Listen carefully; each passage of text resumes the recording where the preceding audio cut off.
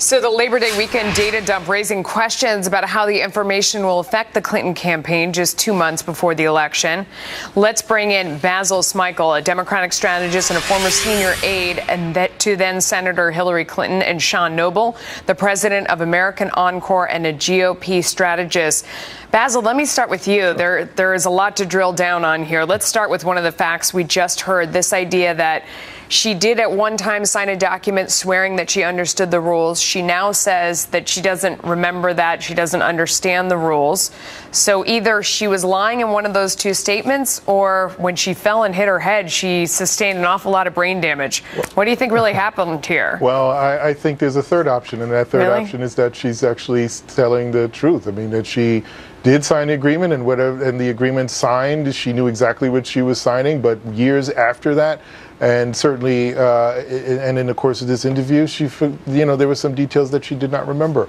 I think both of those things can actually be true. And again, we've, with respect to these emails and the FBI releases, she has said, release everything. If you're going to be selective about it, let's not do that. Let's actually release everything. So I don't think that she's what's interesting about that, though, is while she's saying release everything, she's also very actively using BleachBit and everything else. And they had, in some of the details, some of her IT professionals, had yikes moments where they realized they hadn't deleted everything they were told to delete, even though she said that she didn't tell people to delete things, and she evidently did. Sean, she also says that she didn't know what the C marking was on top, and that's how she reconciles this idea that she never knowingly sent anything that was marked classified, but there it is with the C. And she said she just didn't know what the C meant.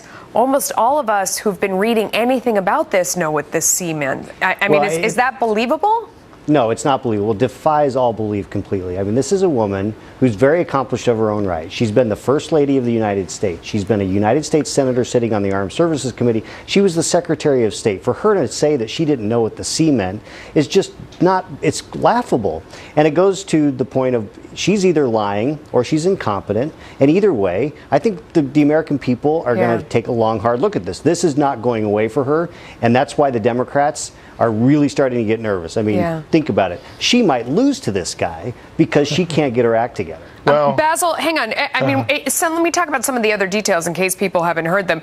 She said again and again she just had one device for the sake of convenience. Here it turns out she had 13 devices and 5 Well, 13 iPads. BlackBerries and and a bunch of iPads. So she had almost 20 devices. I mean, that is like an offense to the American people when she thought that she could actually pull that over on the American people's, pull it over on the American people. Basil, when she knew it was completely untrue. How does she reconcile that? Because that's almost 20 devices versus the one. Yeah, I know. Listen, I don't know. I mean, I think that my guess is that, and I don't think she was lying. I still don't think there's anything untoward here. Quite frankly, if she says, number one, I want to use one device out of convenience, and her staff comes and gives her multiple devices.